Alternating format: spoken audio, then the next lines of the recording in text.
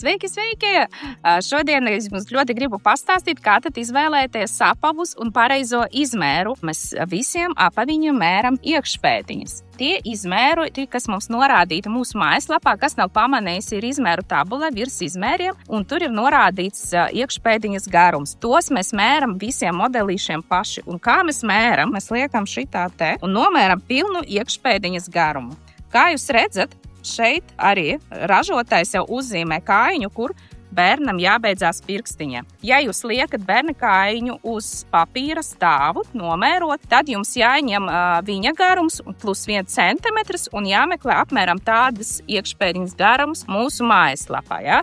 Jo mēs mēram pilnu iekšpēdiņu. Un tam 1 centimetram tā ir tā optimāla rezervīta, kurai jābūt. Ja jūs skatāties jau uz ādeles, tad tur var būt drusku mazāk, bet vismaz kādi 5 mm. Tas ir minimums, labāk 7. Ja?